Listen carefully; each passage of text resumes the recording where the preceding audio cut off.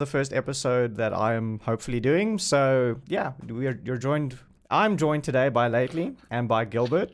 Lately, I'm going to ask this stupid question to you first. So if the world had to be 100% land or 100% water, which one would you prefer?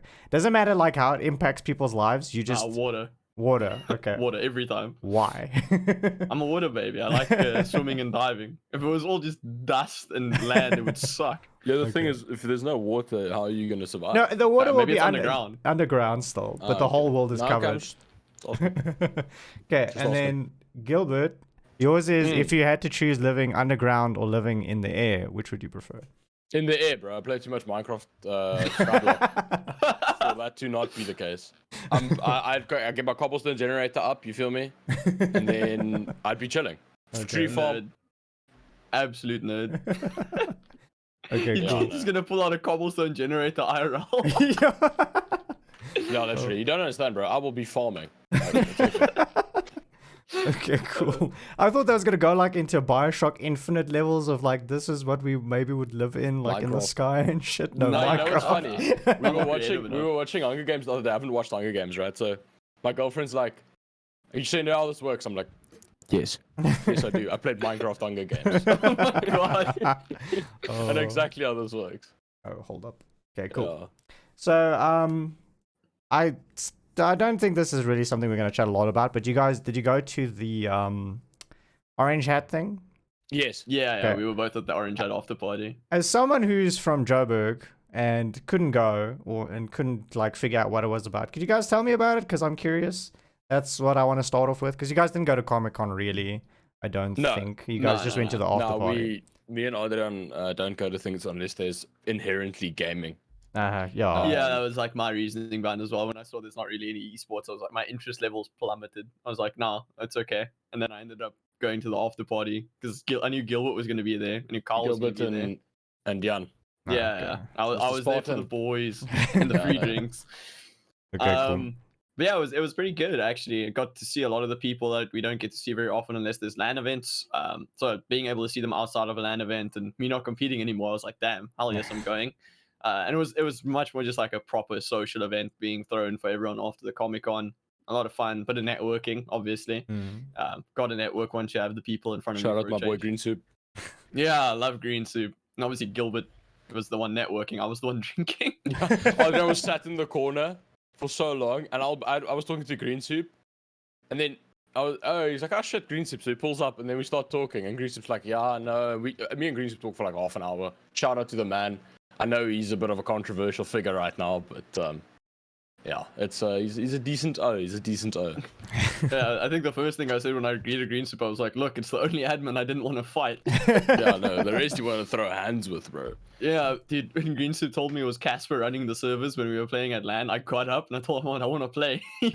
Find me a new server. Find me someone else who's running the servers. I want to play on Casper's servers. Okay. So yeah, no, it was good. There's nothing much to complain about. Shout out to Dylan and them for hosting it. That the new company Orange Hat, GG. The merch is sick, by the way. I just want to say they were wearing the shirts. They're so nice. Yeah. I got to see Gilbert's clapped hairline. Oh, you muted your mic, bud. yeah, you muted your mic, I think. No, he does that. He accidentally unplugs it.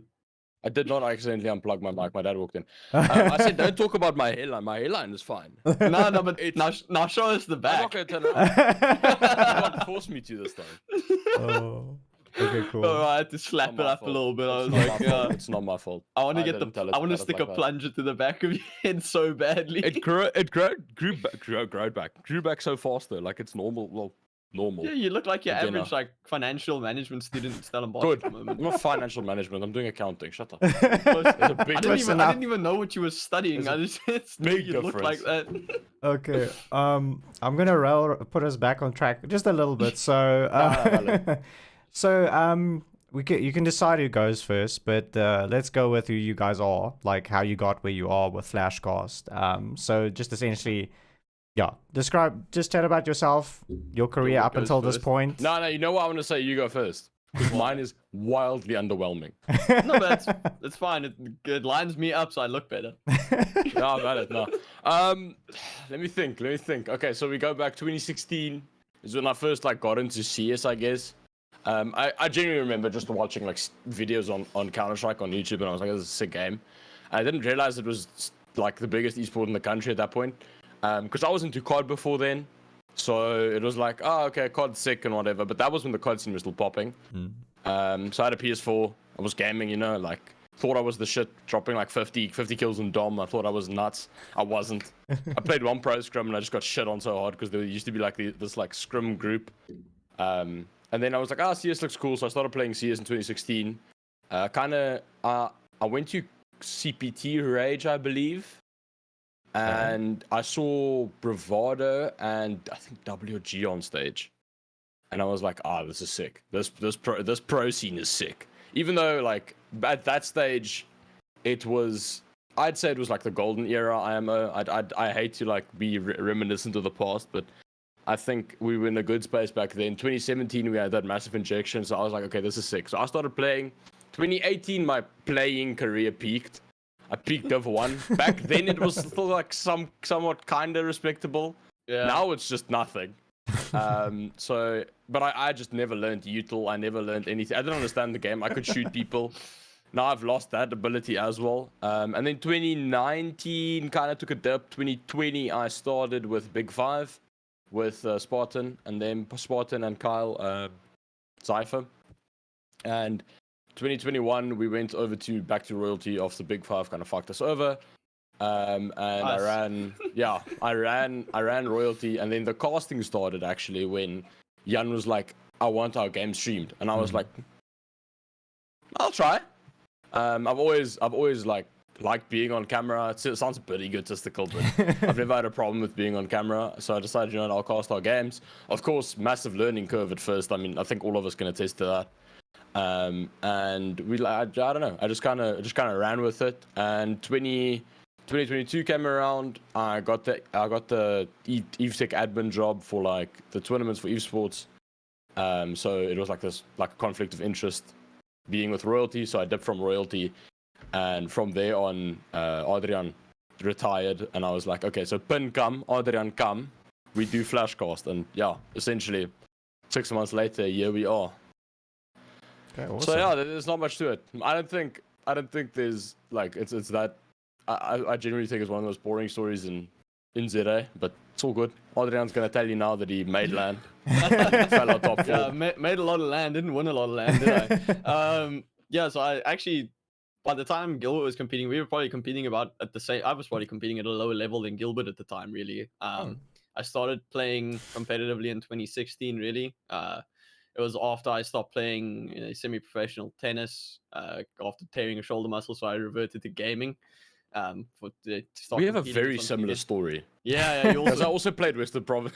yeah, you also ate an injury and then started competing. Yeah. I think everyone in the scene kind of knows what my career went. It was pretty slow and steady. Really, I was just sitting around like second or first for like 3 years probably. Started competing properly. 2017 and 18, I attended a lot of LANs, so it took me about a year to just like even start making LAN.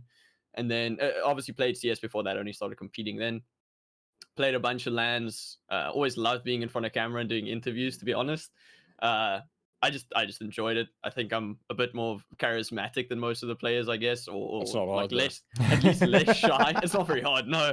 And I think that's because of like the traditional sporting background. Like, I mean, if you've done like an interview on television for sports, it's way less pressure doing it when a nerd's interviewing. Yeah. No, facts.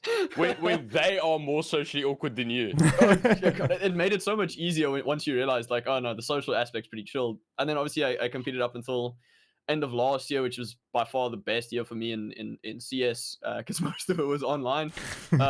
Played in I think all but one final for ESEA. Finished top 3 in all of them, won 2 of them.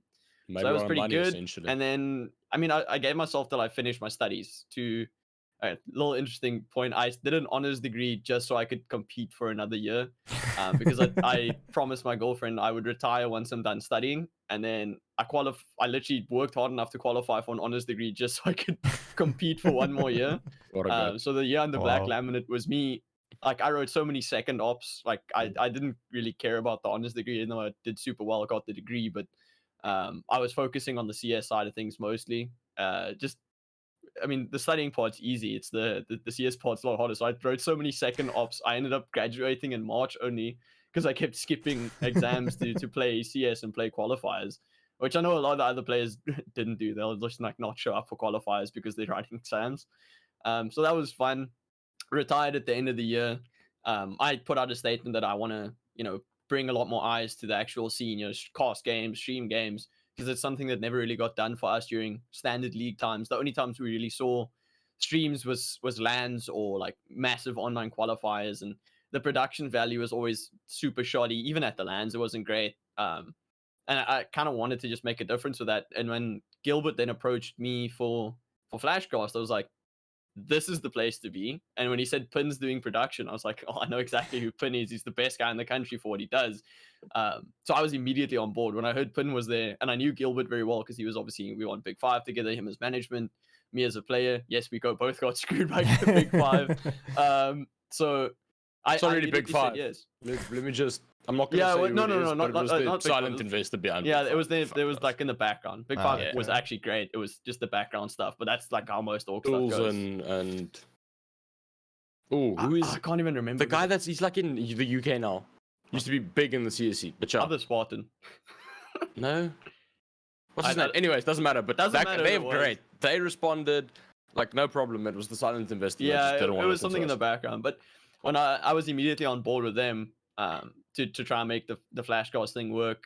I think they wanted someone with like a bit more experience and face forward in the scene, which is why they probably approached me. And someone that is a player or was a player at that point that isn't actually scared of being in front of a camera. So yeah, no, that's about how I got to it, and it's just been a ride from there. Okay. This is an obvious answer, but tell me what Flashcast is. Maybe like what the goals are, if you guys have any plans coming up. Just the gist of Flashcast. What are we leaking? What are we leaking? That was the line of us leaking. Okay, I'll leak a little. A little bit of the As the the main source. business person behind it, I think Yeah. I'll leak a little, right? So one is, which is upcoming, and we haven't talked about this at all, is the fact that we're probably gonna rebrand, not the name Flashcast, but the brand face is gonna change. We're trying to make it more like, sponsor oriented, which kind of leads into the next point. We want to try and make it a sustainable business model. Yeah. Not profitable, because it's never going to be profitable. No. Is it, eh? Profitable. No, it's not. So I can tell Adrian that, listen, please can we get you a ring light because it looks like stuff like that. So yeah, and then of course we're gonna look at companies. If any of you know someone from Elgato Road, hit me up, please. And then so Flashcast, I guess you should start with a introduction. So okay, Adrian said we all got together, Pin being the production man, and me and him kind of being the personalities behind it, I guess. But outside of that, I think we kind of, as a whole, just make a somewhat complete, not business, but a complete like entity, due to our backgrounds and whatever. So I could run the management side of things. Adrian has the people skills, and Pin can just do everything else. So yeah, and we just really try to focus on getting more Counter-Strike out there, because you never saw anything up until like some random guy would cast it, but no one really knew who he was. The production was kind of bad, and you know what, all power to them. I can't blame them for doing what they were doing. Like it's really hard it's really hard to actually like get it to the level that we have it if you don't have a set production person, someone doing socials, someone doing this. There's no way you can do it as one person, but then you need to be on a full-time job salary essentially, because you just can't do anything else. So yeah, we just wanted to get CS:GO out there at a level that would actually attract people to the scene. And I think we've somewhat succeeded. We see a lot of international viewership, which is usually the case when there's HLTV listing, Yeah. because then they can bet.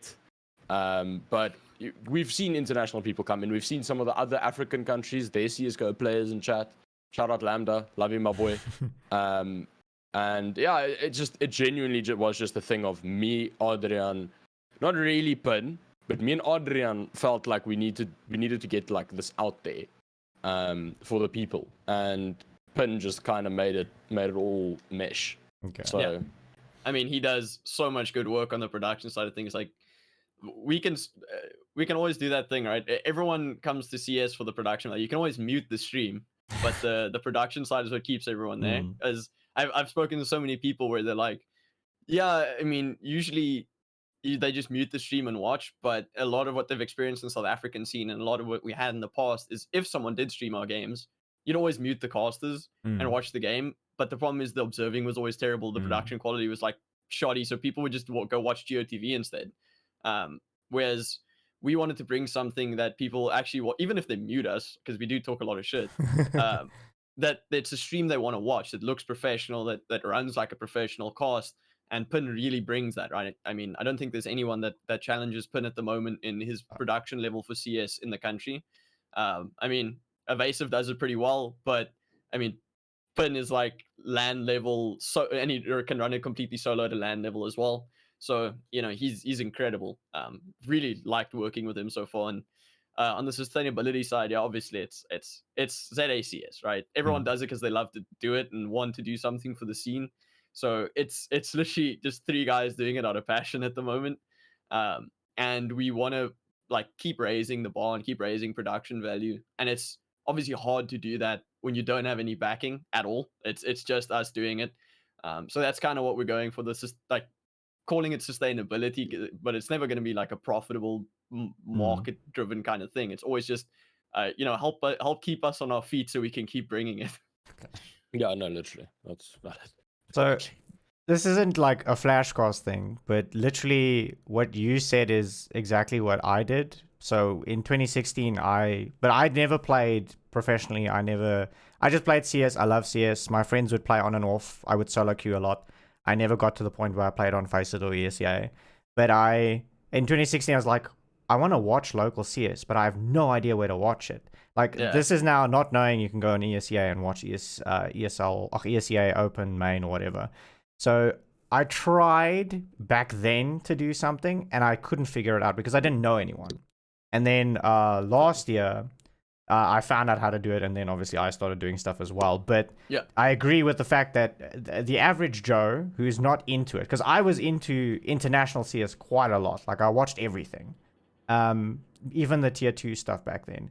And trying to watch it here, I couldn't find anything. Like, it was such an annoyance. And then when I found something, the production quality was really bad, and then it kind of wasn't that entertaining to watch anyway. So I understand where you guys are coming from at that point, because it's true. It was high difficult. production value can save a boring game. Exactly. Right? Yeah, but the other thing is, like, my main issue with the way that ZSCS was presented is you had a guy, Yanni. Yanni pulls up and Yanni costs the game, right? Yanni doesn't know that Leggy has the best rating in ZA at the moment. He doesn't know that Nyx somehow called his way through ESEA main versus the best team. So he pulls up and he's like, okay, guys, we are doing DNMK versus Nyxa. And you're kind of like, okay. Oh, yeah. Like, most recent where's the example is storyline?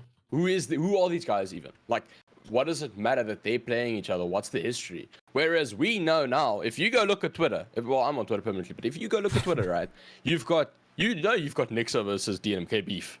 There's history there. Oh, yeah.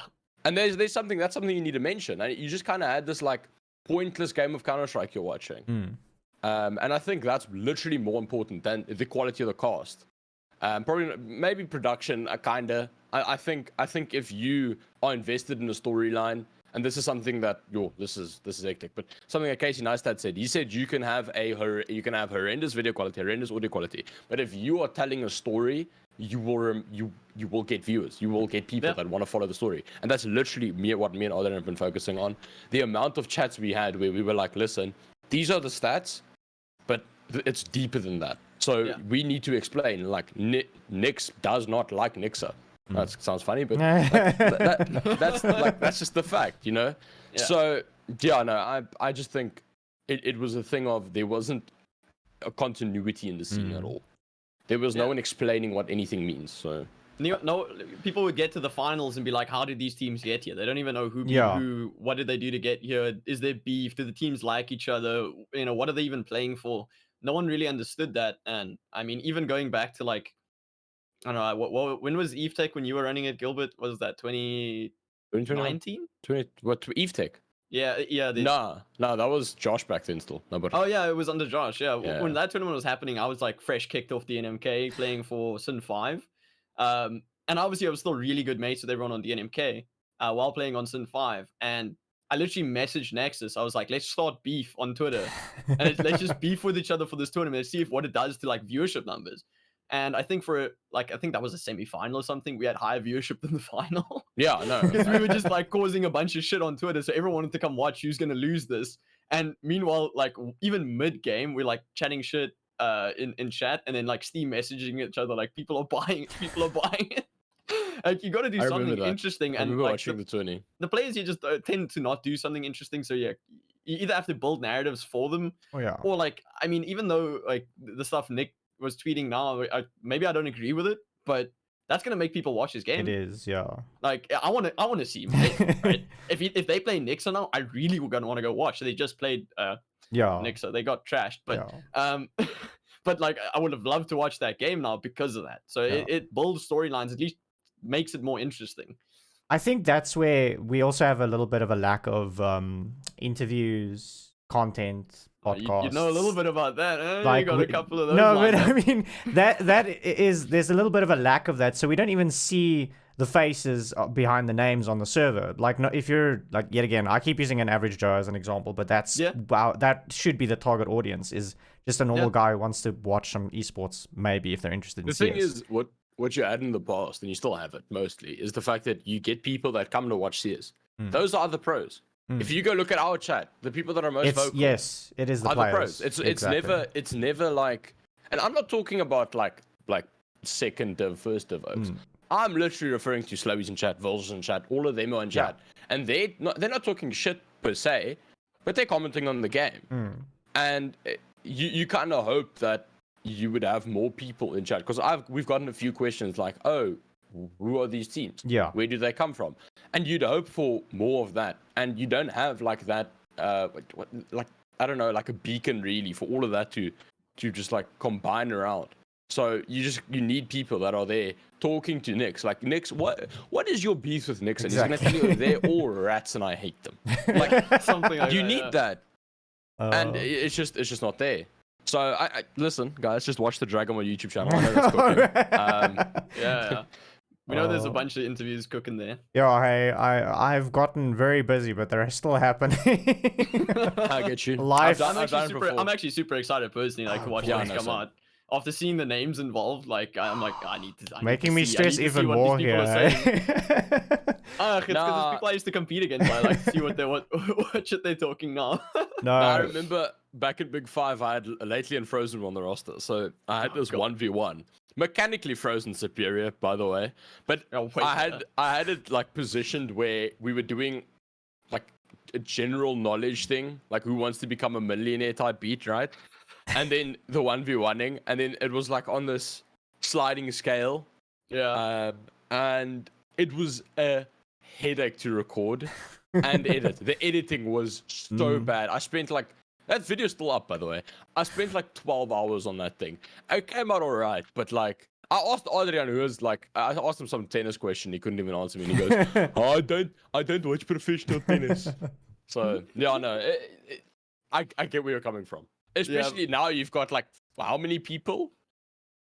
I think that was like 10 or something. Like 10, at 15? Least like 10. I recorded a total of, I think, 39 individuals. Oh, It's a That's half a lot of work. it's a half a terabyte of video footage because I recorded high quality. bro, But like that is a lot of work no, to but be done. I had the free time, and now like now you don't. I don't. So now it's like I might actually. I don't know. I'll see. I have plans on getting it Welcome out. to the struggle. Yeah, literally. No. Oh, initially we were like, we're gonna cast every game. Now we're like, we're gonna cast No. playoffs. My previous job gave me a lot of free time, so because I worked from home, and then I actually only worked 3 days a week, and my salary was actually pretty good because I was experienced in what I did.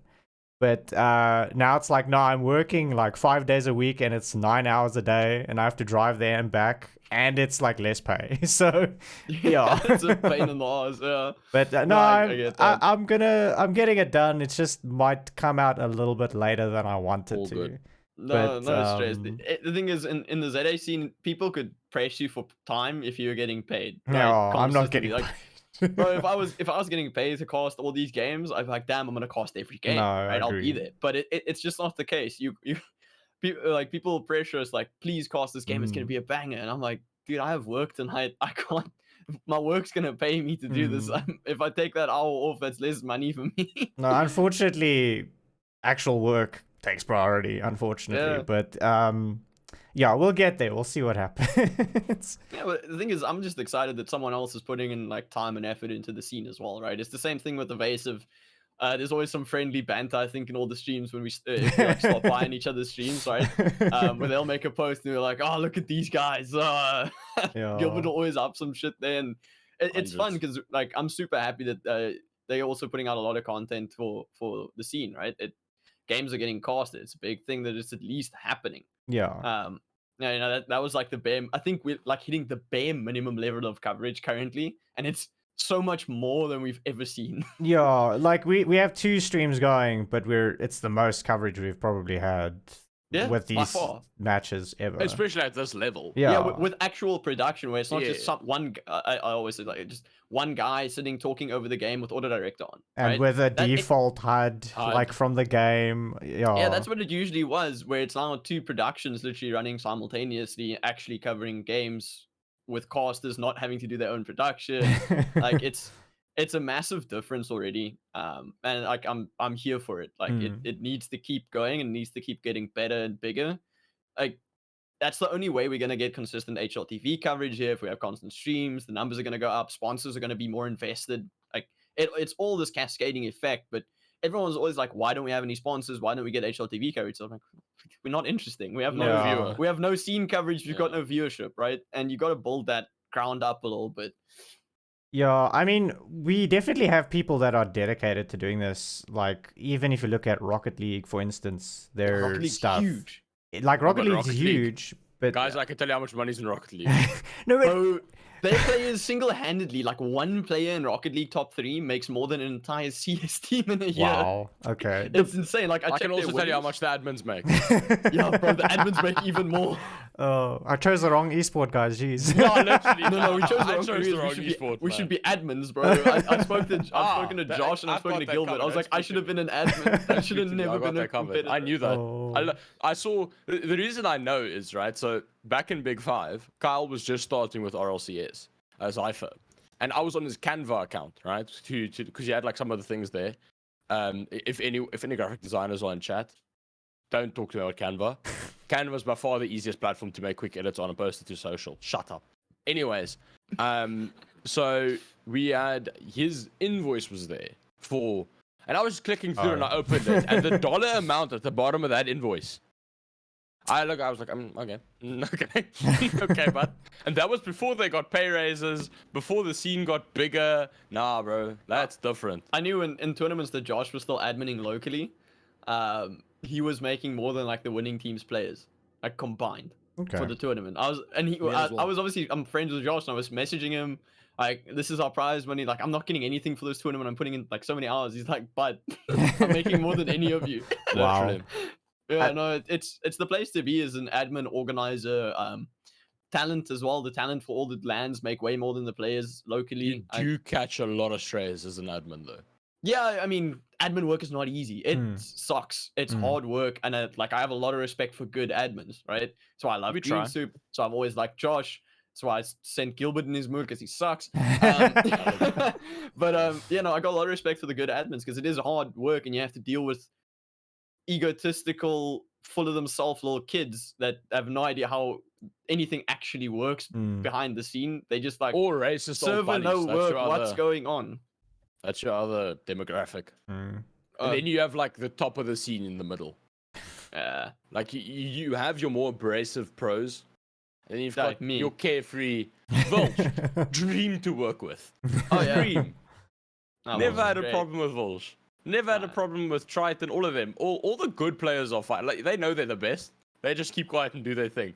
But it's like these like top 4 oaks like at the cusp. They just want to start beef with everyone. ESEA admins legit had me like blacklisted for a while. Where if I was making because I was the team captain on Black Laminate, and their servers were constantly not working right. So for every single game, you had to make a ticket for like 2 seasons.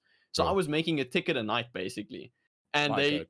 Like after a month, they stopped responding to my tickets.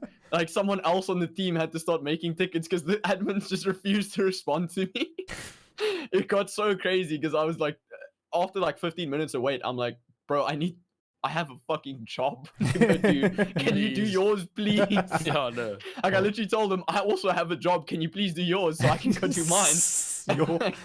No, I was I started getting annoyed with them and they just blacklisted me. So someone I think like Frozen had to start making tickets. No, I mean we've had some issues in the beginning of this season as well, but like I mean that's it just was bad for a while. that just happens. I guess we have to get used to it. I don't know if we ever get like neglected. I don't think we do, because no, they do respond. I think are the admins for our scene just aren't in our time zone. exactly, yeah.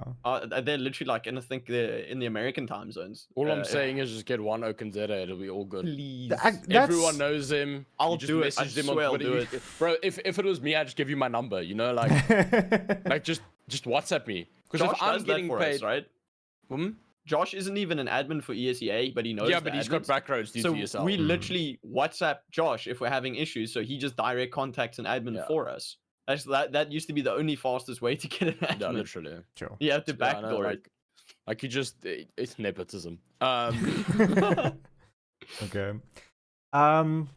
So I'm not sure how you guys are going to deal with this one, but how do you think our CS:GO scene is different to other countries? I know a lot of people will say we're pretty top heavy when it comes to skill level. But I do think the internationals also top heavy though. I mean, they're just bigger. Yeah, there's just more top heavy. We are small and have like, I guess, a top 3-4 teams that do well usually. We have a top 2 teams that do well. Yeah, I'm being generous, but yeah. You are. No, it's Bravado and Ixa. It is, yeah. I think knowledge and other scenes filters down much more easily because of their size, right? Like Europe, like a single country in Europe has more player base than the entire Southern African region, right? Including like from Central to down to South Africa has less players than a single European country, right? And South Africa basically hosts all the top CS players in Southern African region. Obviously, we know the North African guys are really good, but they can play across the pond to Southern Europe at the very least. That's why that's why they ended up like beating our teams, right? Because they can play, even if they're playing like bottom tier EU CS, which they are, is better exposure because of the trickle down effect than what we get in South Africa. We're completely isolated. We're a small scene. We are top heavy. Our top heavy knowledge doesn't trickle down as much as it does in European or in A scenes, right? So it's really difficult to make that jump from even first of to main, what's that, intermediate to main. Intermediate to main as That's well, why you see every intermediate team that makes their first stint in main goes out 0-8. 100% of the time you get thrashed because there's no trickle down of knowledge. And I mean, fair enough, we're a small scene, everyone's a bit protective. And also no one really knows how to gain access to that knowledge either in their own time. It is there, the methods are there, but learning it, no one's telling you how. Yep, it takes years. Once I figured it out, it took me 1 year.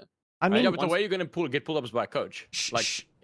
Shout out to the ZA community Discord, that Frog and who made it. Like, do you guys know about it? No.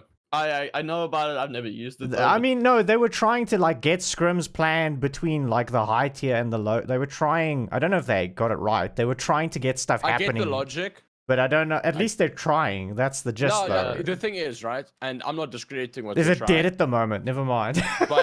but like it's been like since I was a player, quote unquote, we have been trying. I remember back in the day, we got one scrim against WOG, right? One. It was with the Chance was still on that roster. We got in the server. They said I'd bet. They started playing and we lost. Like, yeah, that's the thing. It's like it doesn't get used as a learning environment. It gets We just got tilted. used as We like just a got flex environment. Let's just flex on this team for an hour real quick and go on to our next scrim against the top team. But also the Discord type thing for code like help. It's been tried in the past. I think Does it just always? Dimi did it the first time he came back from NA after I think Project Destiny 1.0 or something. Or after the major that they attended, it was something like that, right? And I think he had like an open invite to like the entire top 10 to come and attend a coaching session. I literally have, it's like a hidden YouTube recording. I have it on hand always because I utilized it a lot because the concepts stay relevant forever. And I think there was 3 teams, right, that showed up to come and learn for an hour from Dimi out of like an open invitation. So that's the first time they tried it. Just people just don't show up for some reason, and then they tried it again. I think Tulani tried it in goals. I'm pretty. I think it was them that also did a similar thing, and again, just like a couple of teams show up. It's just the teams either they think, oh, we can't go and mingle with these guys, or they don't push hard enough for it, or anything like that. Even when I was offering free coaching, like it was. I mean, I'm not a great player, or I'd never say I'm a great coach or anything like that, but people that could probably legitimately benefit from just techniques that we used to learn wouldn't ask for help. They'll just struggle on their own. And the teams that did ask me surprised me, right? There's people that I wasn't expecting were going to ask me, and then I'll happily do sessions with them for free for an hour. Not doing that anymore. Everyone go fuck yourself a little bit. Because a lot of it was like just time waste and stuff. But no, I'll never ask.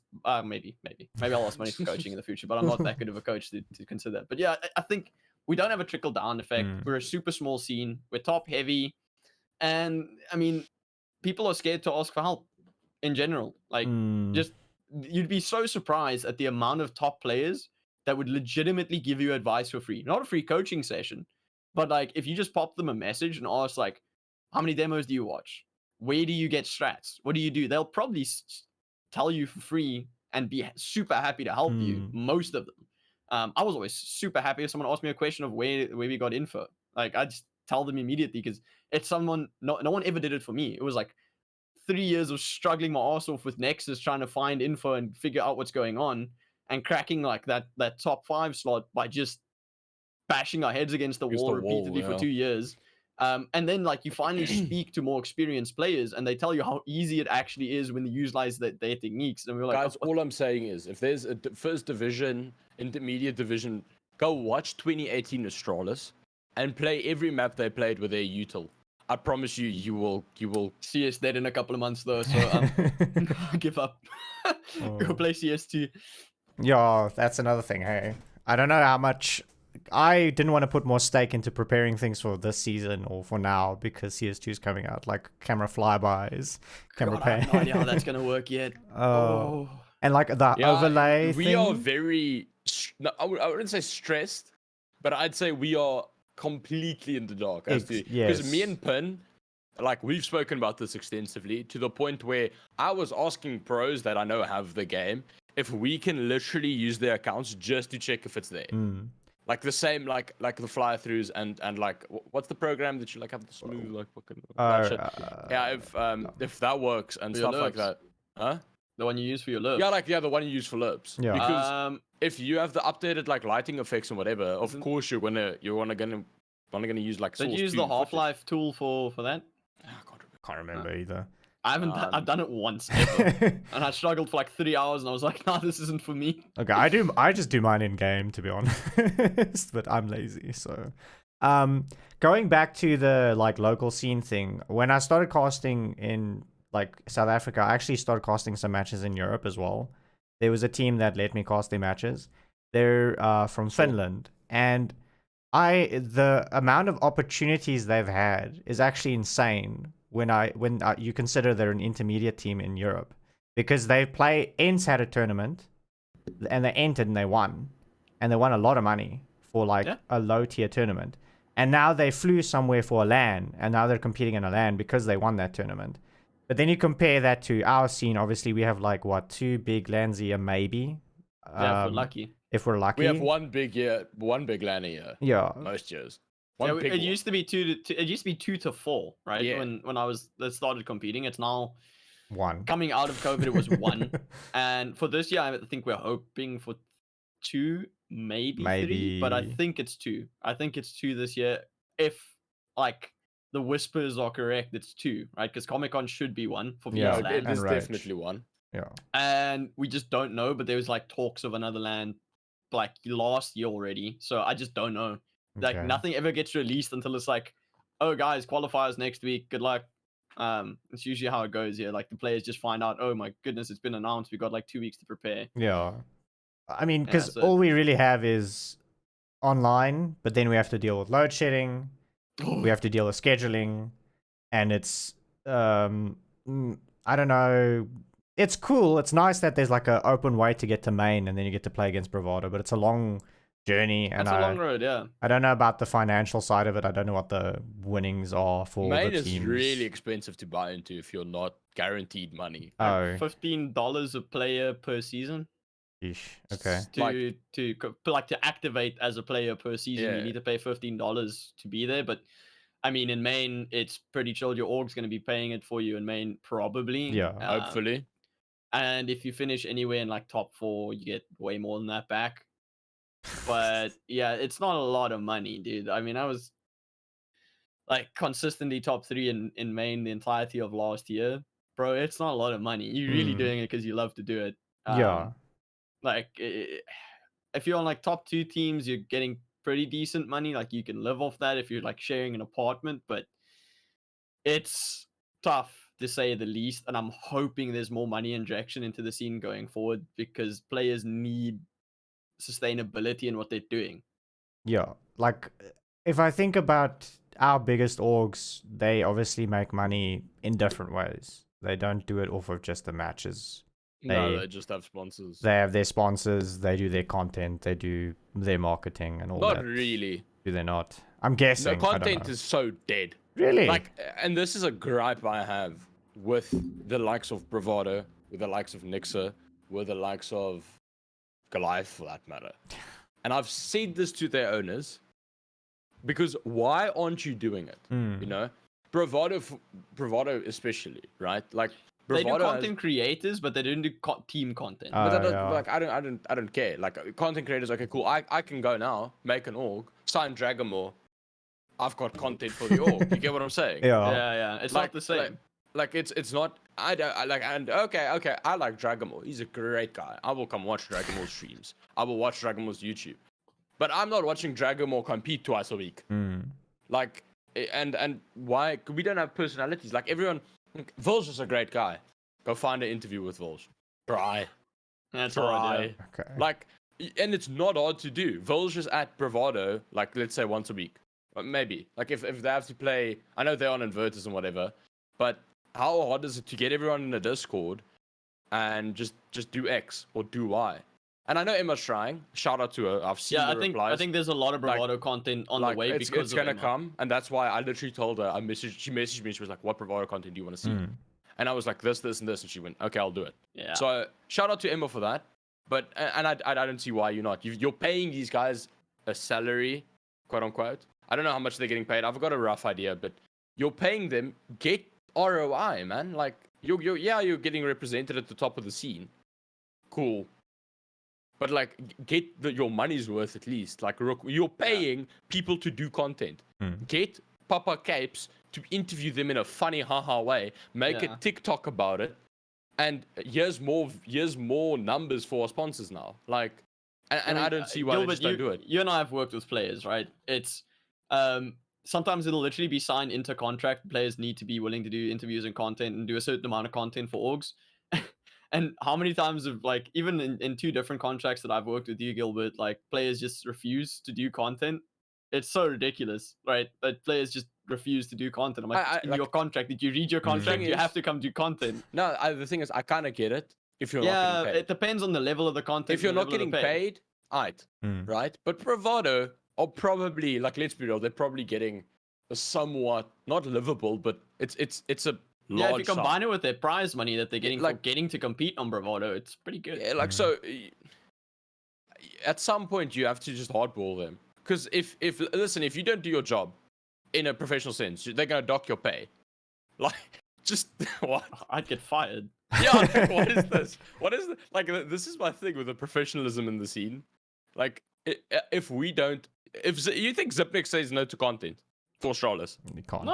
Oh, no, what now? And Now the thing is, what these now? are these are players that are established. Everyone knows who they Yes. are. Everyone like that. People don't even expect them to do content anymore. They get expected to play.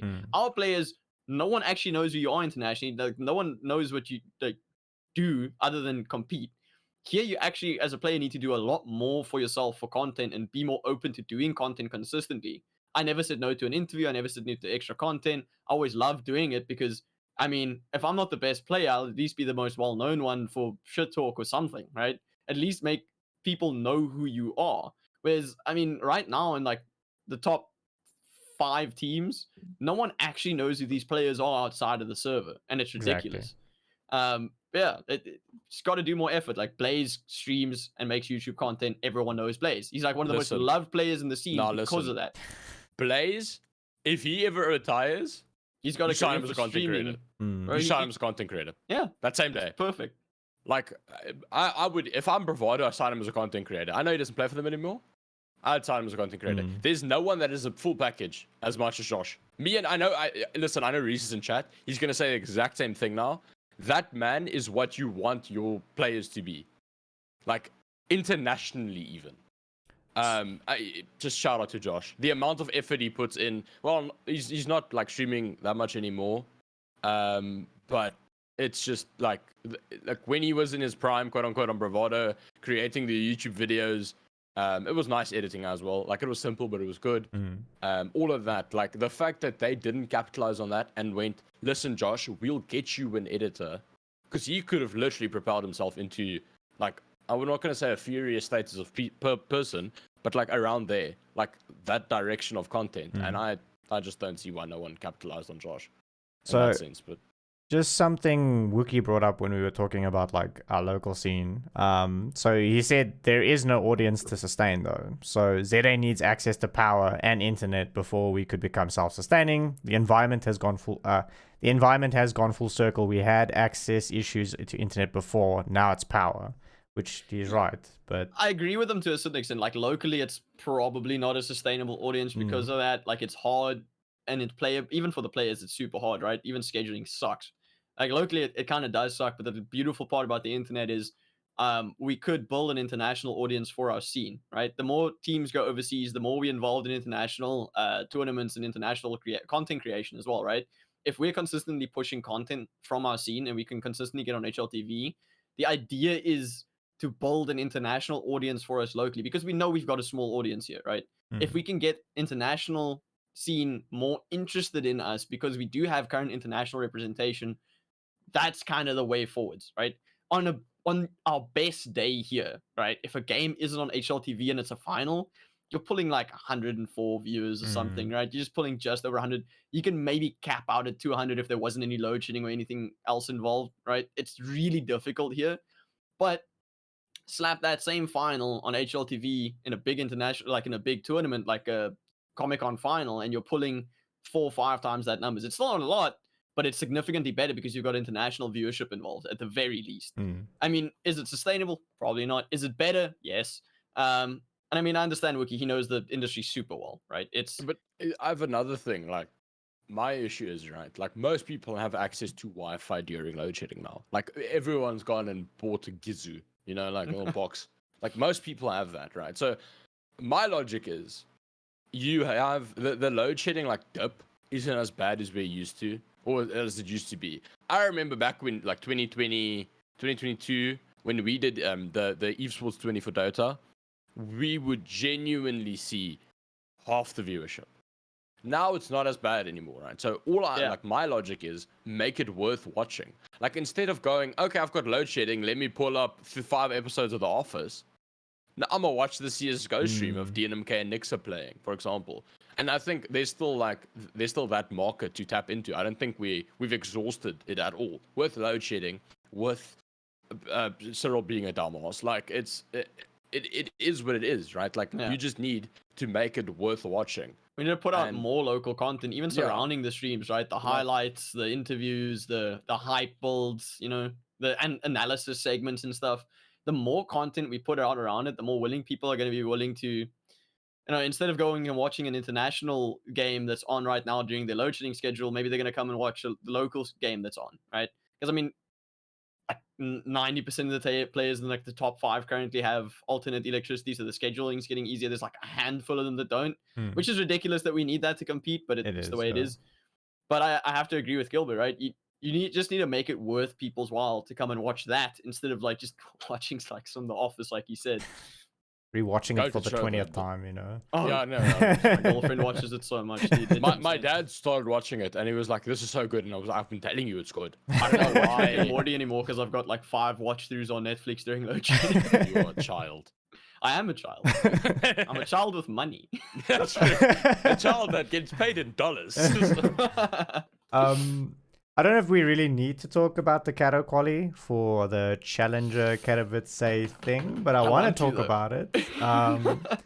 So, yeah, what are you guys' opinions on it? I was hoping someone, because it was BO1, I was really hoping one of the lower teams would knock out one of the higher teams. Like, that would have been a great curveball. It didn't obviously happen. Every single match I watched, there was a BO1 with a high tier team.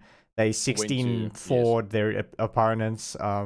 We had a team from a different country playing for some reason, which was interesting to say the least. And not against the rules, by the way. No, I mean, when I read the rules and it said you need to be in that country, but if you don't have a way to play if you don't have if you don't have your own regional qualifier, then you can, but you have to get permission to do that. So I think it did get brought up with admin, so they probably did ask. But they're from, like, they would have had another route to that, I think. Yeah, I mean that was one ticket away from getting them booted out anyway. Yeah. So. Okay, to be fair, 150 MS, you're not doing much. They didn't do much. Yeah, it didn't matter. Yeah. It was just funny. But then the talk that I guess we should actually bring up, because a lot of, I don't know how many countries in Africa get to play like CS. We've had like teams from Mauritius in our little stuff, but we need to have an African qualifier, I guess, technically. We did, yeah.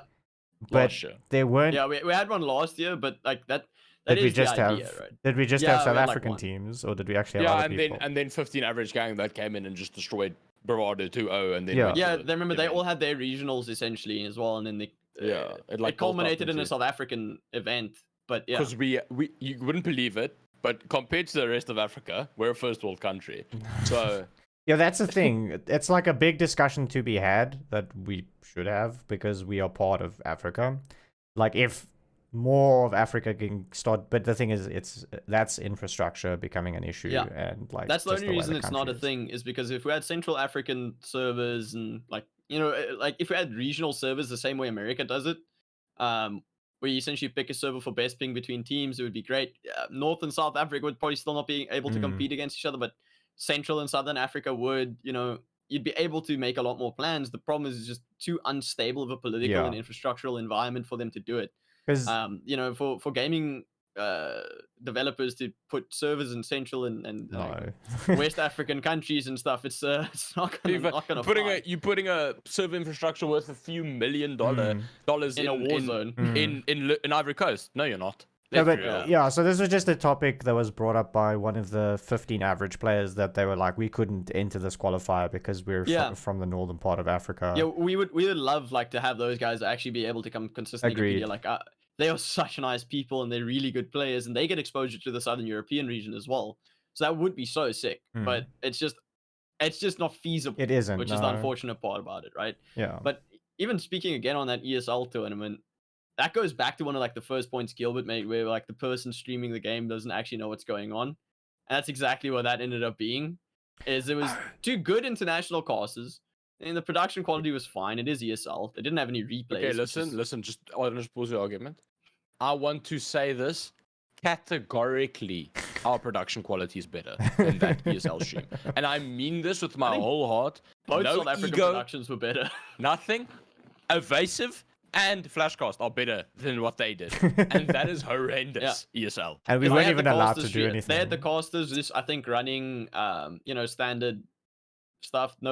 Nothing special about it. No replays. Like, No replays. Yeah, Oh, no, no, we replays, like we bro. both have replays. Flashcast Yeah, and Evasive have I have replays. that's why I was. replays of That's my- why I was saying, of my like, own you guys stream. do better. We both do better production quality than the ESL casters here, but I wasn't mad that they were doing it. I was so happy that they were Yeah. casting it. I hated that they didn't allow us to cast it as well. Yeah, I mean, Because we partnered we affiliated with them. We've got that We are affiliate part- thing, yeah. right?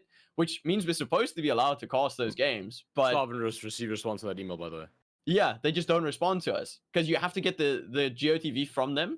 And then the first time they responded was like 2 days after we asked the first time. They responded and said, no, if the ESL mainstream takes it, we're not allowed to. And I think Gilbert was then like, but we have the affiliate thing. mm, And they were like, oh, maybe we can swing it. And then they just never responded again, right? okay. It was just like no communication to the people that are affiliated that are supposed to be allowed to stream it. And we were so ready for it. Like Pun had everything created. We were ready for it. Yeah, we it were was prepped for it. so clean. We gave the whole analyst intro talk about the teams. And I literally swapped to the ESL stream and they're like, we don't really know who these people are. And Yeah. they're live. They're That's the reading best part. HLTV background. There's right? no They're reading information HLTV on their previous matches, but it's all on E They're ESEA. looking at- they're Twin reading the results from 3 years HLTV ago. background, which is different lineups for the Yeah, same organizations, literally, bro. bro. It It's not was- even the same teams. Oh. Go check Liqui, bro. Shout out to Josh for that, by the Yeah, way. Liqui's got like, that. we Mm. actually have background now. Like, I can go back and I can go look. It's only for the top 3, top 4. Yeah, teams. yeah. And you can't blame Josh for that because It's too much work. No, it's to- not even too much work. Josh would do the work. Josh is a fiend. Liquipedia That guy doesn't sits up allow until it for 3 the a.m. rest. Liquipedia has like recognition criteria. Yeah. So you need to have competed at a let's say a tier event according to their Yeah, requirements. Black Laminate, the organization still Yes. doesn't have a Liqui page. Because Right? you Doesn't you matter. just The competed. players on it all got Liqui pages because we had enough matches featured on like Yes. HLTV and enough Yeah. a certain tier level games and enough a certain tier level event wins, right? But for the organization, they didn't meet the organizational requirements, but all the players have like Liqui profiles. Okay. Like it took me, I only got a Liqui profile midway through last year, right? So the requirements are pretty high for a player to get one. And for an Organization's even organization, worse. it's even higher. Yeah. Yeah. Okay. And then if you want to talk about talent's basically impossible. Snare had to go cast TI before he was like, okay, we can give you a Luki profile now. Wow. Like, Yeah, you're never getting one, Gilbert. I'm sorry, but nah, bro, listen. oh wait, thing we is, swing right? it with Josh. We swing it with Josh. Now, the thing is, if we Bribery. go cast finals, VS finals, we'll get one. yeah. Yeah. Just gotta Because make that it there, counts baby. as an 8-year event, I believe, due to the prize pool. It's actually just the prize pool. So Yeah. if I randomly make up a tournament with $1 million USD, and I'm like, I bet I'm casting this now. Hello, You could get I can in make now. it. Just never It's a pay bit out of a the flawed money. system, but it's genuinely the best we have. So yeah, I don't know. It's that whole ESL thing, in my opinion, was just if we're not gonna detract from your viewership. And There's if we no do, way. it's gonna be 30 people, bro. Like it's not. You're not gonna. Your sponsors, Intel isn't gonna drop you because of Flashcast CS deciding Yeah. to talk about the game. Like, I mean, ESL barely had more viewership than they do when they play a rerun, right? I mean, for the final, they had like 1,000 more viewers than they get for when they just stream a rerun. But the The streaming. standard viewership was at or below streaming a rerun, right? Which is what they do the entire time. There's no actual matches going on. Yeah. So for me, it was like ridiculous. There's no way we detract from your the viewership. thing Just is, let it's us just stream a the game. perpetual cycle now. Yeah. Because now you're okay. We've got the top 4 environment now for the tournament, right? Like the winner goes through. We have to stream it now according to contractual obligations, right? That's how it was set up. So now, okay, cool. You just kind of talk about the game. You don't increase interest in the game, and you just kind of do the same thing next year. Whereas if you go as ESL South Africa manager, for example, you approach the likes of Matt, Adrian. The thing is, Matt's casted for them. Yeah. Like I Matt can just said- go. I said as well, like I don't have the prestige or the experience. Like we don't have that swing to like be on the ESL main cast or anything like that. But I told them, why didn't you get Matt? Like, please Matt have an has the international caster and credentials. Matt alongside each other, right? Just have that combo. He knows the teams, he knows what's going on, and he'll do the research beforehand and speak to the players because And that's the big thing. Now you've got 3,500 people that have no idea what's going on. That is 200 of them are maybe South African, right? But that 3,300 now have background into our scene because Matt was there. Now you're adding that like level of no Nixa, not just I watched this Nixa game and I just completely thrashed what they were doing because they don't have brains. Because that was one of the things I saw in chat, which I found very funny. From the casters as well, they don't understand what's going on. I'm like, my brother, please. We play a very different style to Europe, but yeah, it was such a missed opportunity because you've got viewership that is essentially nothing. Like that viewership means nothing for our scene. It means something on ESL stat list, but also not a lot because they average like they get 90k on any top 16 team playing. Like it's not. There's no point to those viewers for them. I'm super happy for the orgs that got that exposure, which is essentially fully. like because they can add that to their numbers now. Yeah, no, and they will, and I'm super happy for that. Like we can't bring them that numbers, right? Like those numbers, but I would have loved to just. I just really wanted. I would to have been cast up with 10 people if I could talk about the game, dude. Yeah, I just wanted to cast those games because it's such a big. It's literally the biggest qualifiers for this year that we know about. Yeah. And like we were prepped, we were so happy about it. We're like, yeah, ESL is gonna stream alongside us. That's gonna be so cool. And then it's just they just tell us no, you don't get IP. Yeah, no, it's we had to like just Bit shake salty. that one off. Yeah. all good though. We moved. Yeah, bro, I could tell how disappointed Pin was as well because he did some phenomenal work. Dude, Pin's overlays were. They were better than nuts. ESL's. It was nuts. 40%. It was nuts. So nice, but yeah, no. It's a bit of a source. Bro, when I heard we couldn't cast the game, I think I'm in the Discord afterwards. I was like, Pin, can I just pay you for this work? Can I just have it? I'll click through it on my own OBS. It's like, bro, I don't care. I just want to stare at it a little bit. Okay. Oh no. Not sure if you guys have much to say about this, but when it comes to broadcasting for Flashcast, what are some of the challenges you guys face in like preparing for matches, preparing for streams, getting everything ready? Listen, I don't face those challenges. Adrian doesn't face those challenges, right? Pin faces those challenges. But I can tell you, because the thing is, I can do for 50% of what Pin does. Adrian can do 5% of what Pin does. Yeah, So I've got no production side experience. So together we can like kind of tell you. The big issue is just after work. Pin has to do it. It takes an hour and a half, 2 hours. A lot of it is also communication between teams and us, because some of the I don't even want to say some. Most of the teams in the country are terrible at scheduling, and even worse at like informing us that they want to do a game, or informing us that the games are cancelled. Yeah, literally, we'll be set up waiting to. We'll be live, and they'll tell us, "Nah, the game not happening, guys. Sorry." Then Pin's already done all the work, preparing the production side of it, and preparing all the overlays. We've talked about it on Twitter. We've gotten. In fact, this has literally happened where orgs have tweeted, Bravado have tweeted. Listen, Flashcast is streaming our game, and then some guy just decides, sorry, my power's off magically. Like he couldn't check his. I mean, Goliath does that by far the most out of anyone. I mean, they're like the worst scheduling team in the country, to be honest. Yeah. So especially in the top 5 region. Yeah. So that's genuinely all. I don't think there's more to say on that. Like. Yeah, I mean, regarding preparation for us, I think as casters, it's pretty chilled. I just read. I don't do deep dive analysis for these games. No, we'll figure that out. I'm not super. Yeah, I mean, that's coming. I'm not super good with the in-depth numbers. Can I do it? Yes. It's not a deep interest for me to be doing that, right? I enjoy the banter and the cast and a bit of the play-by-plays alongside Gilbert way more than I want to go sit and look at spreadsheets and deep dive the strats and stuff. I mean, I did so much of that as a player that I really don't want to do it as a caster. But we got some of that in the little wink in the pipeline that'll be coming for future casts. But it won't be me. It won't be Gilbert. Yeah, no, I'm about as useful as a dead rat when it comes to stats. I mean, not stats. I mean analysis.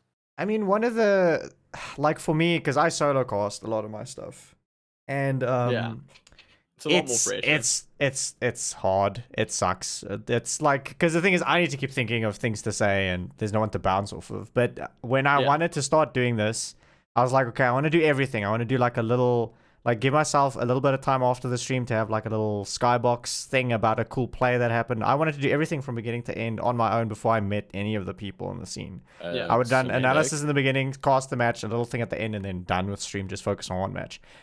That's hard to do just because, like, not considering the work, matches get cancelled, like you guys just said. Matches Yeah. don't always happen according to plan. You might get ready to do this, and then it's cancelled. So then I stopped doing hard analysis because I'd like be super prepped for a game and then it get cancelled. I'm like, oh fuck. the this. effort's not worth it, unfortunately, at that point. So, like, I get the struggle with that whole situation. So, Now I remember last year, me and Pin, this was when I was still like not a part of royalty, but we haven't done Flashcast yet, nothing like that. And I literally just messaged Pin, and I was like, Pin, listen, you run production, I cast.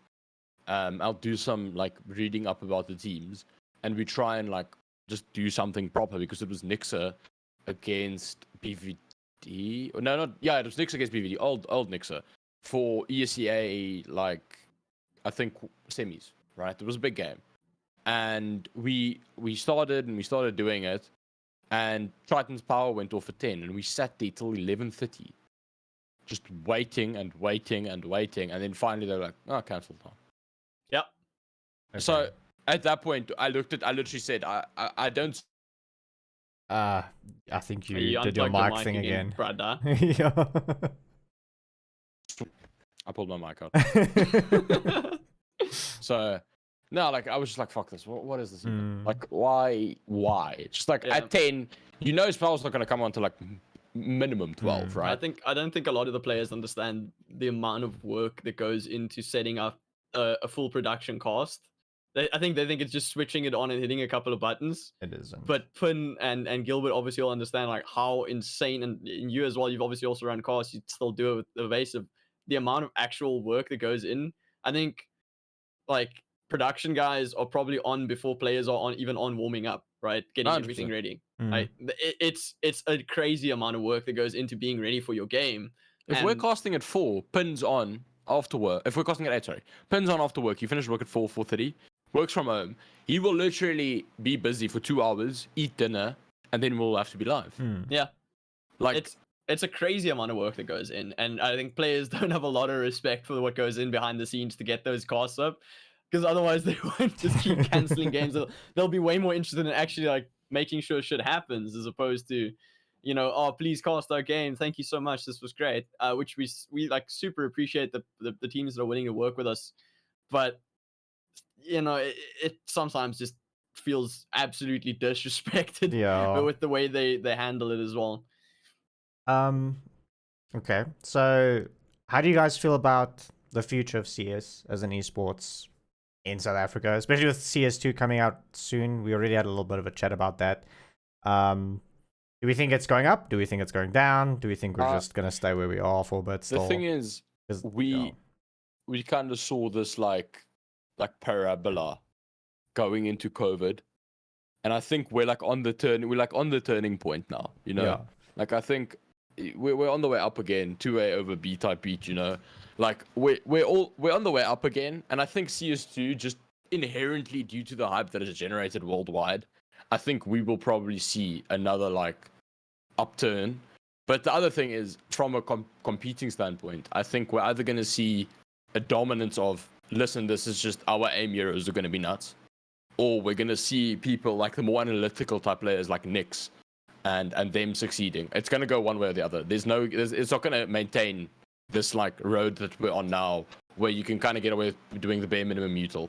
There's either going to be next to nothing util, and they're just going to play aim, or it's going to be one of the like most strat heavy and set piece heavy environments we've seen in ZICS. But that's all up for how they decide to play it, I guess. Like most of the players that are going to be competing haven't even touched CS2, so I don't think they really have any idea. It's going to be super difficult for our scene. I think the transition is going to be a lot more all over the place, and like you said, aim heavy at the start, just because none of our players have not none, but like very few. Bravado going to win, by the way. There's no matches. They've played the game, actually. Yeah, Bravado is like one of the few people that have like players with access to the game. There's like 3 of them, I think, that have Yeah, access. and the rest of the scene doesn't. So they're probably going to have a stronger start than the rest, but it's just not enough players here have access to it to crack it beforehand, to prep strats, to do the things that they're going to be needing to do. So it's going to end up being like a brand new CS release and not a smooth transition here. Whereas the pro scene, they all pretty much have access to it. They can prac it, they can scrim it already. Well, they can't really scrim it, but they can be fully prepped on it already before they even transition. Yeah. Hopefully, like it'll be like a full beta release for like optional beta before the full release, so teams can actually start prepping on it. That'd be great. I think then we'll see a pretty smooth transition. Don't see it happen. I don't see it happening either, but it would be nice. It would The be thing nice is, if- we're in May. They said soft release summer 20. Well, full release, sorry, summer 2023. Summer 2023 is technically in June for them. So it's not happening. unless we see something in 2 weeks. The thing is, most It's gonna people be are like theorizing directly after the major. It's gonna be directly after the major. Like it's then we're just gonna have CS2, and then you're gonna have this weird scramble. I wouldn't even be surprised if we see roster changes happening, just out of pure like, oh shit, what? Do we do? So yeah, we're on the up. I think. I think it'll be a positive impact, right? The thing is, the amount of work that's going into the scene. If we don't go up, we have to start blaming the people that don't show up to watch. That's the other thing. We have a lot more people actually doing Yeah. stuff now. Even though there's kind of competition, but there's still like I'm doing Competition's always healthy. For It the is end user. healthy, yeah. I'm doing what I'm doing. The fact that I recorded my interview thing and most people are like, no one's ever done this. And I was like, why has no one ever done this? CS has been around forever. I Like- think you've realized why no one's ever done it. like, It's hard. The amount of work. okay, yeah, I guess, yeah, that's true. But I mean, it's still, It's not I hard to get a hold of the players. It's like Most of them are down, man. I was actually surprised how many people were keen. Yeah. Like, Even though, most like, of, yeah. Don't take this wrongly, but like even for somewhat unknown figure in the scene, like for the people that just say yes, like it shows you how hungry some of these people are. Of course, you got your few no's, and I've got a feeling I know who said no to you. I'm not gonna name names, but I know who said we no know to the players that don't do interviews. you. Yeah, like I remember back in the day, bro, and I know you you might know him, but Jan, right? Custom and what was his name? Duckbook and Tucky. Bro, Tuckbook said no to media days, bro. Tuckbook, like, he play a VS final and they want to take a picture of him and he goes, He's actually playing Mate, now. Bro, I again. love Jan. yeah, he's like intermediate. He's I in think. He's playing. open, I think. Oh, Actually. no. Oh, yeah, no, but they're just trying to make some money. Okay. Because all I'm saying Are is they playing at the moment? They're for playing fun? it- Tuckbook gets in the top 5 team right now, he still owns. Yeah. Nah, that guy's Listen, different. Duckbook and Cassie are nuts. Nah, Cassie, right? I queued a cash game against them. Oh, my word. No, they're still nuts. I mean, I competed with them not too long ago, like 35 kills each. little over a Oh. year ago, and just that inherent experience always shows, right? They don't need to actually be strategic depth to just still trash anyone outside of like the top 5. They can still just do that just out of experience. So, Gilbert, with what you said with the interview thing again, I was surprised how many people said yes, actually, because no one knows who I am. I'm gonna be honest. I'm just some random guy. No, the thing is, I know, like, now people know you. Yeah, but like, I'm just some dude who was like, hey, I want to cast CS this year and do stuff with the scene. And most people were like very keen. Some people weren't keen when I was like, I need a webcam because I need your face. But for some reason. But that's social anxiety. Yeah, pulling so. But I think the fact that we had that many people say yes was awesome. But like, yeah, don't get your hopes up, guys. I still have a lot of work to do. So, But bro, players Listen- are hungry for someone to be doing this, right? Because Exactly. they don't get any interviews. They don't get to ever speak about it. Like nothing happens outside the matches. It's a fucking boring scene to be in as a player because all you do is play. exactly. Yeah. There's none of the fun, like glamorous stuff about being a pro player internationally that we get here locally. Unless you go to LAN, in which case, like, oh, great, I get to stay in a hotel for a week in boot camp. That's like the most glamorous thing that happens in ZACS for players. So, And then they just end up drinking for the whole week. hey, listen, bud. That's part of I South was African super culture. sober for most of that week. I was super sober for most of that week. 'Cause you They were kept me doing- sober. No, why? Tell the people why. Wait, why I was sober? Yeah, why you were sober. because What I was were you doing actually. in between? No. What do you mean? I was boot camp. What happened when you finished? You finished your finals. What happened? Oh What did yeah, you well, have the to go do? second we lost, I drank away my loss, right? All And then the he went money. to go work on his dissertation for his degree. Yeah. Oh. Like literally the next day after partying At super hard after that BBDHQ. loss, it was literally like sitting for 12 hours straight. I did my honors dissertation in a day and a half. Yeah, Sure. that's how bad of a student I was. I still passed. My though. God. I almost got a cum laude for that. Jeez, for, okay. for an honors I did in a day and a half. Then Okay. I was a terrible student. I mean, I agree, but you did really well. Like, I was a terrible student, but you actually did really well. So I don't know if you can really say that. Did you do Yeah, really I mean, well? You did really well. Yeah, I though. did. I didn't fail Yeah, anything. I got a so couple of cum laudes. It's for postgraduate, so it's pretty chilled. okay. There was only one cum laude, like full cum laude, in the entire like 300 people group, so I don't feel too bad. I think I scored pretty highly. Wow. Go look at the rankings. No, I know her. I was like, yeah, you always mooching off my work. Look at you, you're only cum laude in this class. Bro, all I'm saying is work smart, not hard, bro. Oh, she is working smart. We have as like hell. 40 online quizzes a week. If you're not asking the boys for help, you're stupid. Alright, Okay, enough so about my studies. then you guys already like kind of mentioned this because I'm following my topics, but That's all good. what do you guys have in the works? Is there anything in the works that you can talk about? Otherwise, you don't have to talk about. We can Listen, just we move can talk on. about anything. We can talk Yeah. about it. We could theoretically talk about it. We're pretty open. You for it. guys recently changed your colors on your streams, if I remember correctly. It's more yellowy. I like yellow, so I Yeah, like it. But The thing yeah. is, I think it's probably going to change again. Again, okay. Yeah, we have. The thing is that we're not bored with the orange, but it kind of restricts the brand identity a lot. Okay. This is something that we are like I'm very in tune with. Like I genuinely follow. I remember back when DNMK changed their logo, I was like, this is dog shit. I don't know why you did this. You turned this into a baby brand. Like that's what you did. It feels like you are making pacifiers. And it's always been, even back when I was at Royalty, that was my job. Was the brand facing, like the forward facing image of the brand. And it's something that I focus heavily on, and Pin is also very attentive of it. Adrian, of course, gives his input. So we I say have. what I like. Yeah, he just goes, "This is sick." Oh, I hate this design. And they're like, He's never said I hate this when it comes out of Pin's. No, I've only said that about you. workshop. Okay. Yeah, but that's valid actually.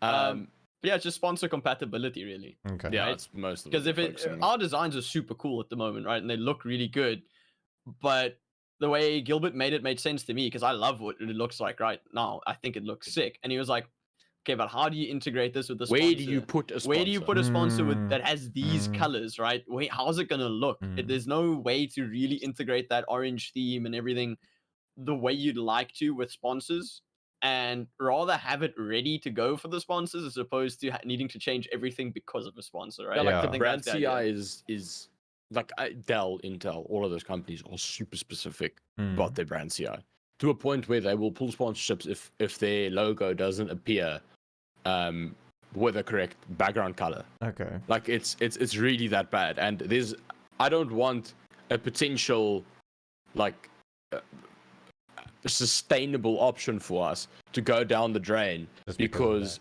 our background is orange instead of white or Yeah. orange instead of black. Hmm.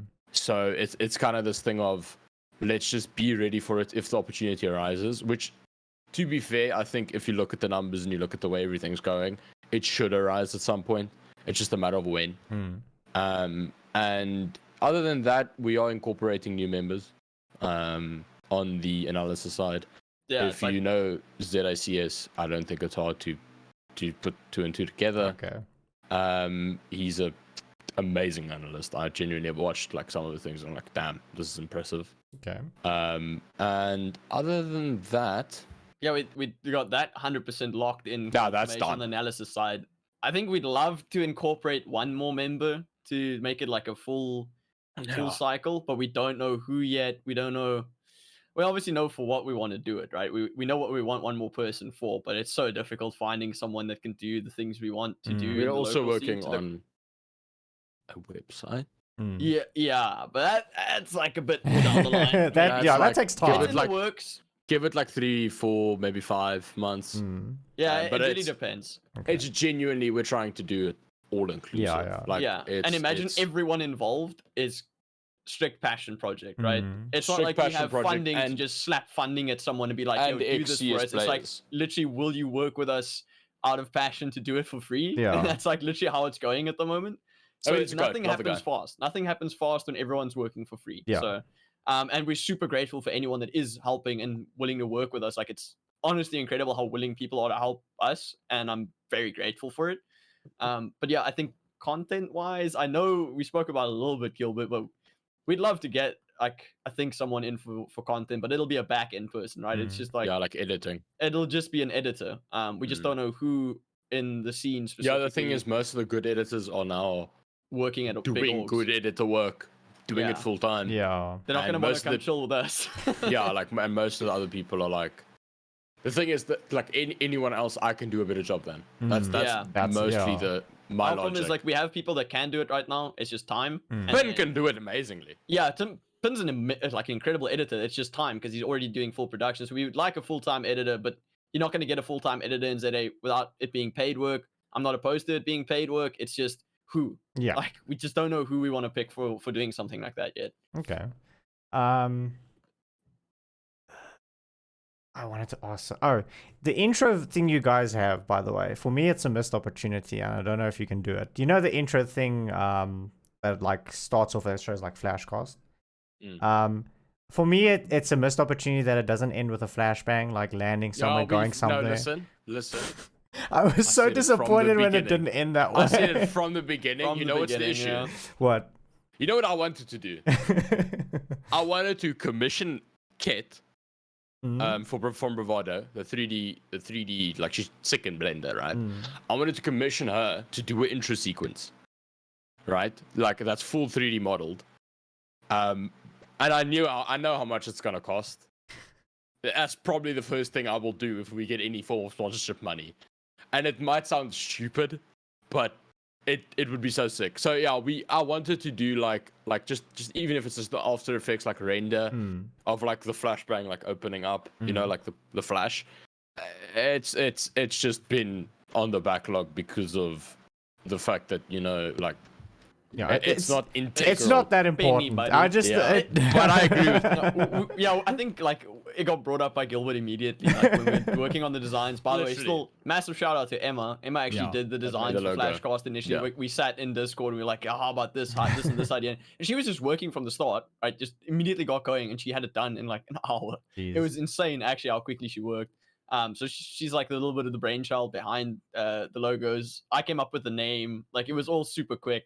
But yeah, that flashbang idea has been in the works since then. It's just Okay. we just need to like pay someone to do it eventually.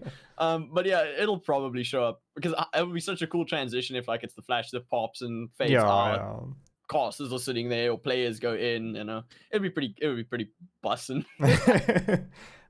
Another thing, but I'm pretty sure I already know the answer. You guys are called Flashcast, so you're kind of restricting yourself to CS. If you guys did grow, would you ever do anything else? Well, I don't know. I don't know if Flashcast is inherently CS It's restricted. FPS restricted. Yeah, I think it's FPS restricted, maybe. Maybe, yeah. But here's the thing, right? As a concept, and as the people that are working with it, we can already CS restricted. Yeah. Like, I don't think me and Adrian are gonna go out and commentate Rocket League. No. I mean, I've got an idea for, you know, I already know what I would call it if we go to Dota. I know. It wouldn't be Flash anymore, right? Yeah, The yeah. car side would still be there, but it would be essentially be like a new brand, Oh, same okay. same company, we'd literally new just brand, level it up. different Yeah, game, yeah. right? It would be Like something how like Google has Alphabet. That's Yeah. what we do. Hmm, okay. Like Yeah, just yeah. make a parent company. Yeah. quote unquote. it'll be something like that if we ever Yeah. expand into that. But I think a lot of people know like we're keeping our team small and tight. At No, the this is moment. like not gonna happen Yeah, anytime yeah. soon. Yeah. This is long in the future. If we get Just- funding, I'd obviously perfect the thing you're doing before moving to Yeah. anything else, right? Perfect the CS team, the content around it, everything. Like focus on this one thing and be the best at it, and absolutely be brilliant. Make it sustainable, then move on to something else. But like, if we get funding, it'll go to making this perfect, and then if there's leftover, branch out into something else, maybe, right? Hmm. But at the moment, full focus on CS. I'd love for there to be a Dota thing because Dota's dead as hell in the country. Yeah. League, maybe, like, I don't know. Rocket League's probably the most obvious one to go to, but they've got But such there's no point. Yeah. But they've got the brilliant production side of it They've got already. ACGL's production manager. Yeah, like, there's no that like is the obvious esport to go to, but there's no way to get into that because they've already got the brilliant side of production. There's no need for us there. Hmm. Yeah. There's a need maybe in Dota, but Dota has less technical aspects. You actually need good casters. You don't need like brilliant production really. You need great And casters. I can tell you it's expensive to run a Dota tournament with good casters. Yeah, it's just not gonna. To be fair, you can probably get Not a Hero for free. That man just loves talking about Dota. Get him and George. Shout out to those two. Slap my brother in there. Yeah, slap your brother in there. He'll be hilarious. Yeah, he knows all the players anyway because he played, so it'd be hilarious to have him because he's charismatic as all hell. Yeah, it's definitely something we've talked about, but it's not at all a priority at the moment. Yeah. We want to make CS the biggest esport in the country. Make CS great again. Yeah, literally. That's literally the idea. That is because we want to hit that that 2016, 2017 boom. that peak, where everyone was like, listen, this is the thing in ZA. We don't like, you know what? Honestly, fuck Rocket League. You know what? Like, I want enough money. I want Counter-Strike to be the esport. And it's a long road to freedom. But no, you can't say this.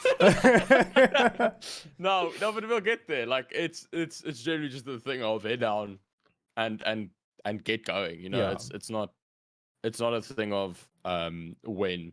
It's more a thing of when than how and like if. Yeah, we know how to get there. It's just we know it's not easy and it's just gonna be such a grind. But it's the road. Like it's the path, I guess. You just got to stay on it and keep grinding. Okay. Feels like I'm a player all over again. From the bottom. So I'm not going to change the topics. I'll just, this is a bit of a scuffed because I'm lazy to edit it. But we can talk a little bit about casting specifically. So I know you guys just hoid and did your thing, but we do need up and coming people to do. We need more casters, we need more production guys, we need more analysts, like people. If someone wants to learn how to do these things, like what do you think is the way to do it? Is there enough information out there to do it? Casting is super easy to me. Like casting, you go watch your ESL stream, you listen to what Machine, Two Sponge, Launders, all the like professionals are doing, and you try and emulate that to the best of your ability. Like I think casting and inherently anything like camera facing is a lot more about how comfortable you are as opposed to how good you are. Because Adrian, for example, like I don't think he had any experience casting. He didn't have any experience. Like he had experience in front of a camera, but not as much. It's generally just the thing that he was comfortable in front of a camera and he had the knowledge about the game. But knowledge of the thousands of hours of pro. So you have pro casting. You know that. Listen, people want suspense. People want the story. People say these things. People comment on these moments. People say these things when this happens. Like it's literally the same as studying the game itself. It's just you're studying the guy talking about the game instead of studying the game. Casting is, in my opinion, more thing of how much you're doing it yourself. Yeah. Production, however, that's hard. Yeah. That is tough. Because production, you need like a set of skills. It's not. Of course, you need skills for casting, but production, you need to know that. Listen, this is how you transition between a scene at a very like elementary level. This is how you do X, this is how you do Y. If this is an issue, this is how you fix said issue. And that comes from knowing how to do it and then having the experience. So, and observing, there's literally nothing.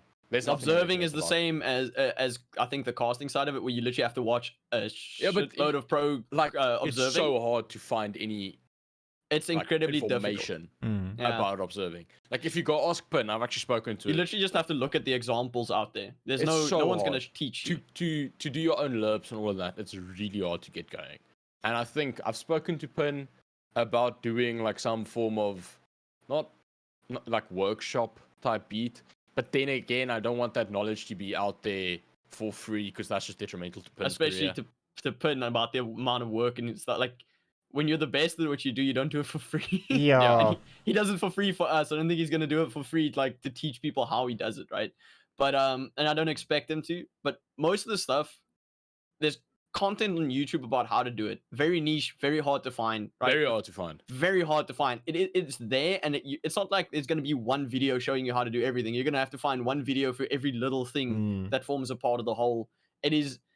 gonna take ages, because I did look at doing it like a while back when I initially said like, yeah, I want to cast a bunch of games. I want to look at how do I do lerps, how do I do all this stuff. You can't find one encompassing video on anything.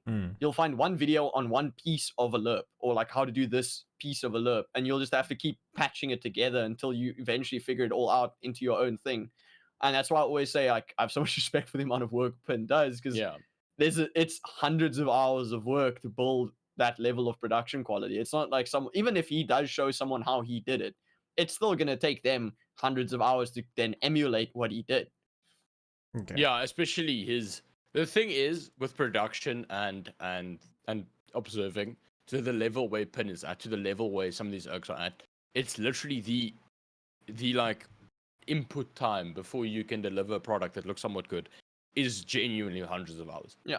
Especially when you like him, don't take other people's assets or lerps or anything, and you create everything from scratch. Pin can end to end. I'm not lying. I think if Pin decides, listen, I am doing an org now, Pin will end to end produce a better product than most of the like orgs in the country right now. And that is something that you can't teach someone overnight. It takes like hundreds of hours of work. So, and you literally, the big thing is you don't have this overarching image of what you need to know. You literally go and you build the basis, and then you add a little, like this little thing. Oh, here's how I do replays. Here's how I do this. Okay, now I realize my bitrate's a bit low, and this is a limitation due to this ingest.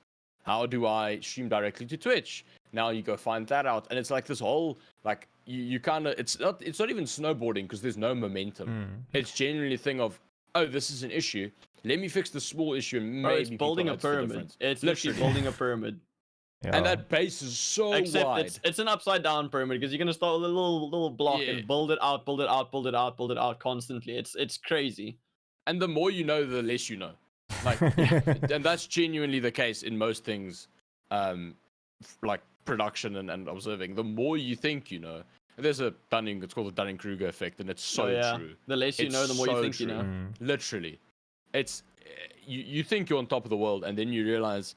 Because if you look at Pin's, like, what he's doing, it doesn't look that impressive, you know? Like, it's better than what we've seen in ZA, but it doesn't look insane. Like, okay, he's got a few transitions and he has replays.